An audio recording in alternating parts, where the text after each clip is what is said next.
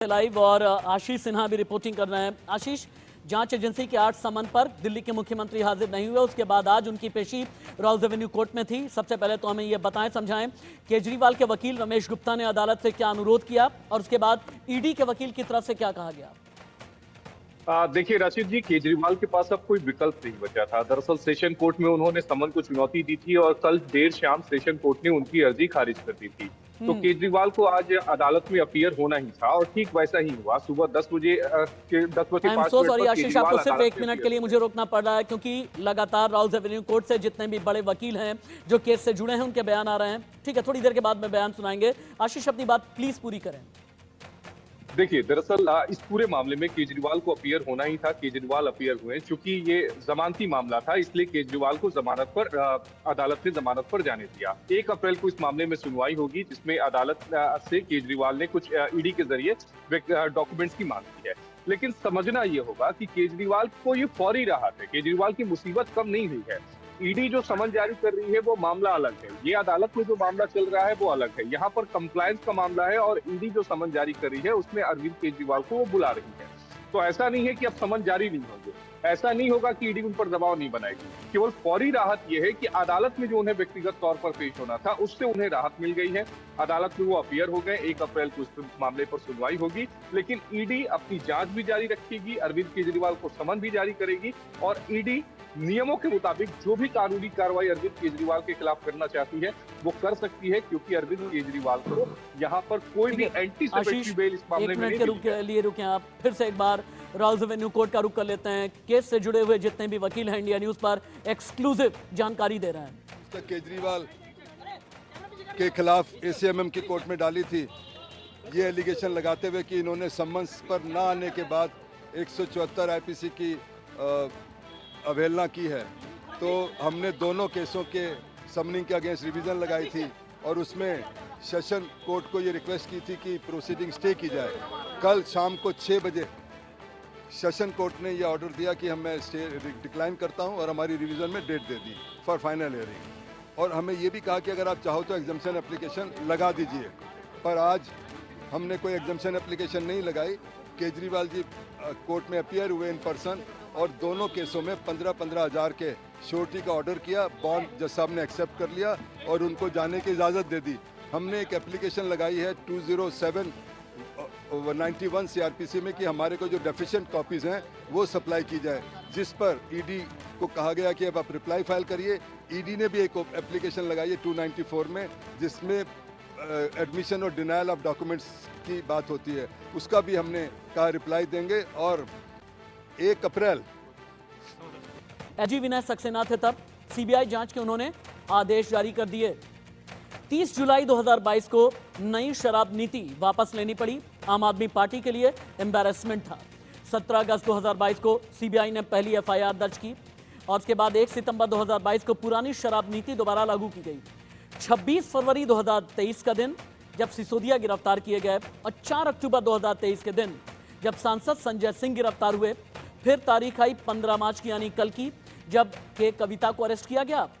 और 16 मार्च यानी 2024 और आज की तारीख अरविंद केजरीवाल की पेशी की तारीख थी और दिल्ली के मुख्यमंत्री और आम आदमी पार्टी के संयोजक अरविंद केजरीवाल को जमानत मिल गई है।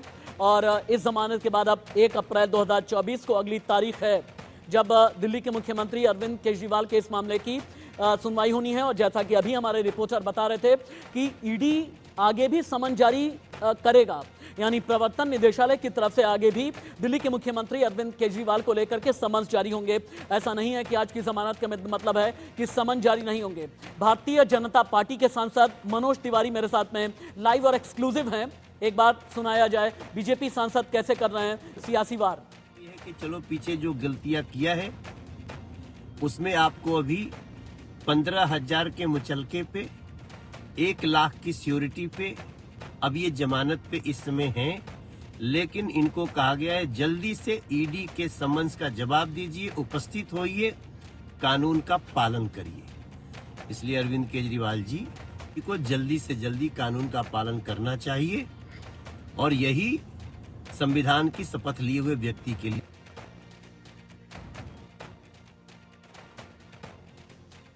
मेरे साथ में कई वरिष्ठ पत्रकार हैं और साथ ही मेरे टीम के कई अहम सदस्य भी हैं। Raj Bihari ji, senior journalist live, Alok Mehta sir, editorial director live, Vineet Goenka ji, देश के जाने माने पॉलिटिकल एनालिस्ट हैं, प्रदीप तिवारी जी, सीनियर जर्नलिस्ट हैं। थैंक यू सो मच मेरे साथ अपना बेशकीमती वक्त शेयर करने के लिए। राज बिहारी जी थोड़ी देर के बाद में हमारे साथ में जुड़ेंगे। अजीत मेंदोला जी भी जुड़े हैं। पहले आलोक मेहता सर के पास चलते हैं। आलोक सर, फौरी राहत है दिल्ली के मुख्यमंत्री के लिए, लेकिन 1 अप्रैल को एक बार फिर से सुनवाई होनी है और अभी हमें यह पता चला है कि प्रवर्तन निदेशालय की तरफ से आगे भी समन्स इशू किए जाएंगे। यह ना सोचा जाए, यह ना समझा जाए कि आगे समन जारी नहीं होंगे। आज दिल्ली के मुख्यमंत्री को मिली जमानत को आप पॉलिटिकली कैसे देखते हैं? राशिद जी, वैसे अभी आशीष जी ने पूरी बात आपको थोड़ी देर बाद बताएं, लेकिन कानूनी रूप से जो समझ एक राजनीतिक पत्रकार के नाते भी मैं आपसे कहूंगा, ये मामला अलग है। ये जमानत वैसी नहीं है जैसे सोनिया गांधी और राहुल गांधी जिस जमानत पर है। ये जमानत खाली इस इशू पर है कि समन, ईडी के समन को न मानने में इनको डर था कि हेमंत सोरेन की तरह इनकी गिरफ्तारी हो सकती थी यदि अदालत में यदि मान लो डिसाइड हो जाता। इसलिए अब इनको ये कहना पड़ा होगा या कहना पड़ा है कि हम, जैसा अभी मनोज तिवारी कह रहे थे, लेकिन आशीष सिन्हा और ज्यादा स्पष्ट करेंगे कि ये मामला ये अलग है जमानत का। जो ईडी का मामला है वो चूंकि चलता रह सकता है और अब वो ईडी को मना नहीं कर पाएंगे।